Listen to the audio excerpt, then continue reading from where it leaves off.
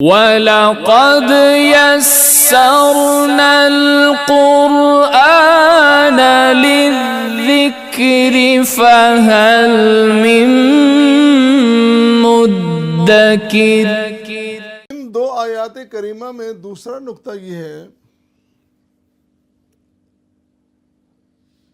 کہ نبی خاتم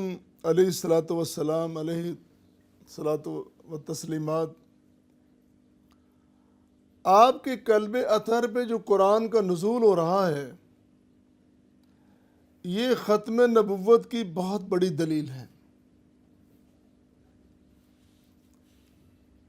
جس طرح قرآن نے کہا فَإِنَّهُ نَزَّلَهُ عَلَىٰ قَلْبِكَ بِإِذْنِ اللَّهِ، قرآن کریم میں عمومی طور پر ختم نبوت کی 2-3 آیات پیش کی جاتی ہیں اور سمجھی جاتی ہیں کہ یہی آیات ہیں جن میں ختم نبوت کا تذکرہ ہوا ہے، جن میں سے ایک بہت معروف آیت کریمہ ہے ما کان محمد ابا احد من رجالکم ولکن رسول اللہ وخاتم النبیین۔ جبکہ حقیقت یہ ہے، اگر کوئی صاحب فہم، صاحب ادراک قرآن کریم کا مطالعہ کرے تو محسوس یہ ہوتا ہے کہ 100 سے زیادہ قرآن کی آیات کریمہ ہیں جو نبی کریم صلی اللہ علیہ وسلم کی ختم نبوت کی دلالت پیش کر رہی ہیں، اور اسی طرح 200 سے زیادہ احادیث شریفہ بھی موجود ہیں۔ بلکہ ہم جب قرآن کا آغاز کرتے ہیں، سورہ بقرہ ہے، سورہ بقرہ کا قرآن کا آغاز اللہ نے نبی کریم صلی اللہ علیہ وسلم کی ختم نبوت کے تذکرے سے کیا ہے۔ وہ کیسے؟ الف لام میم ذالک الکتاب لا ریب فیہ ھدی للمتقین، قرآن کریم کی صداقت بیان ہو رہی ہے، پھر آگے مومنین کی صفات بیان ہو رہی ہیں، الذین یؤمنون بالغیب ویقیمون الصلاۃ ومما رزقناہم ینفقون، ایمان بالغیب ہے، اقامت صلاۃ ہے، اور ادائیگی زکوٰۃ کا تذکرہ ہو رہا ہے۔ اور اس کے معان بعد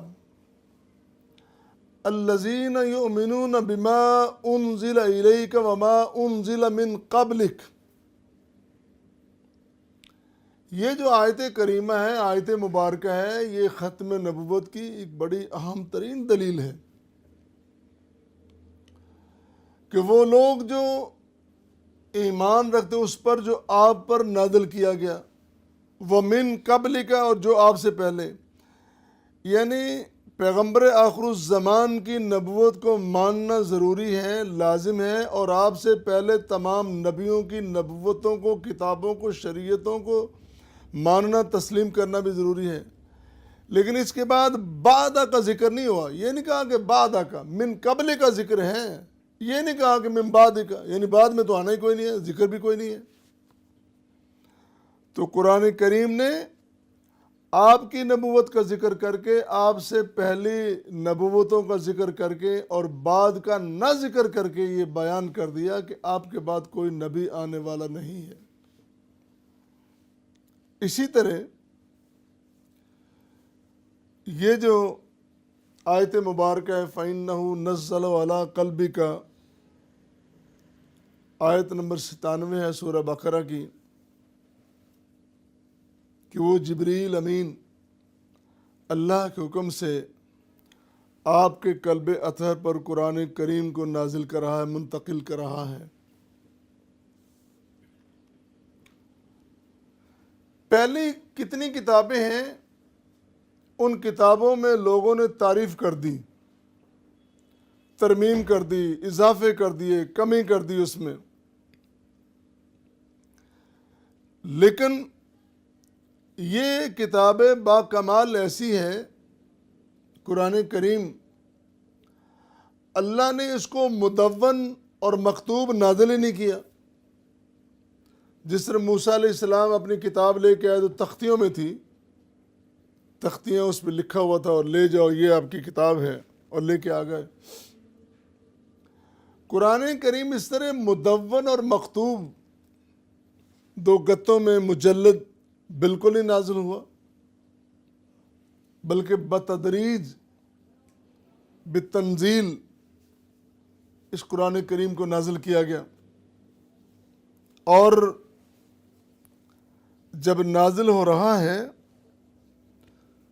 تو اللہ تعالیٰ کا یہ بھی اس کا حکم ہے اور اس کا اذن ہے۔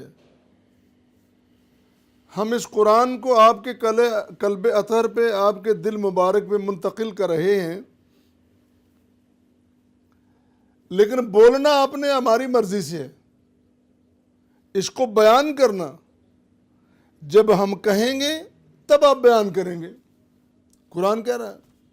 وَالنَّجْمِ إِذَا هَوَىٰ مَا ضَلَّ صَاحِبُكُمْ وَمَا غَوَىٰ وَمَا يَنطِقُ عَنِ الْهَوَىٰ إِنْ هُوَ إِلَّا وَحْيٌ يُوحَىٰ۔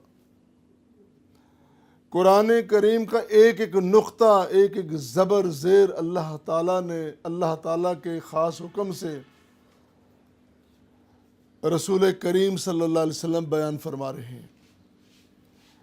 یعنی جب قرآن آیا ہے تو بِإِذْنِ اللہ، اللہ کے حکم سے، اور جب پیغمبر آخر الزمان نے نطق و بیان کیا ہے تو پھر بھی اس کے خاص حکم سے، ما ینطق عن الہویٰ ان ہوا الا وحی یوحیٰ۔ اور پھر کیا خوبصورت ترتیب ہے، اللہ فرما رہے ہیں جب آپ نے بولنا ہے، جب قرآن پڑھنا ہے تو اس فکر میں جلدی جلدی نہ پڑھیں کہ قرآن کہیں ضائع نہ ہو جائے، یا فکر نہ کریں، آپ نہ گھبرائیں، یہ ہماری ذمہ داری ہے۔ آپ ٹھہر ٹھہر کر ترتیل کے ساتھ قرآن کو پڑھیں، یہ ہماری ذمہ داری ہے کہ اس قرآن کو ہم نے جمع کیسے کرنا ہے۔ لا تحرک به لسانک لتعجل به ان علینا جمعہ وقرآن۔ آپ جلدی نہ کیجئے، بڑے اطمینان ترتیل کے ساتھ آپ قرآن کریم کی تلاوت کیجئے، قرآن کو پڑھیے۔ جو ہی آپ قرآن پڑھیں گے آپ کی زبان اقدس سے قرآن کے الفاظ نکلیں گے، یہ ہماری ذمہ داری ہے کہ اس آپ کی زبان اقدس سے نکلے ہوئے الفاظ کو ہم دوسرے آپ کے متبعین، آپ کے اصحاب کے دلوں میں منتقل کر دیں گے، اور پھر ہم اس کو محفوظ کر لیں گے، کیونکہ اس کو جمع کرنا، اس کو محفوظ کرنا اور قیامت تک کے لیے اس کے پڑھے جانے کا، اس پر عمل کیے جانے کا اہتمام بھی ہم نے کرنا ہے۔ تو کتنی خوبصورت بات ہے اور کتنی حکمت الہی بڑی عجیب و غریب اور بڑی با کمال ہے کہ آج دنیا میں سینکڑوں نہیں، ہزاروں نہیں، کروڑوں افراد ایسے ہیں، کروڑوں افراد جن کے سینوں میں قرآن کریم پورے کا پورا محفوظ ہے، اور کوئی مائی کا لال پوری دنیا میں جسارت نہیں کر سکتا کہ اس قرآن کریم کے ایک نقطے کے بھی ہیرا پھیری کر سکے۔ دنیا میں بڑے بڑے مخالف پیدا ہوئے، نبی کریم صلی اللہ علیہ وسلم کے دور میں بھی، بعد میں بھی، اور قیامت تک آتے رہیں گے۔ بڑے بڑے زبان والے، بڑے بڑے زبان دراز بھی آئیں گے، اور بڑے بڑے لسان بھی آئیں گے، لیکن کسی میں اتنی جرت نہیں ہے کہ قرآن کریم میں اس میں ترمیم کر سکے، اضافہ کر سکے اور کوئی تبدیلی پیدا کر سکے۔ لہٰذا آپ کے قلب اطہر پہ قرآن کا نزول آپ کی ختم نبوت کی بہت بڑی دلیل ہے کہ اللہ تعالیٰ نے جس طریقے سے اس قرآن کو نازل کیا اور محفوظ کیا، یہ بڑا منفرد طریقہ ہے۔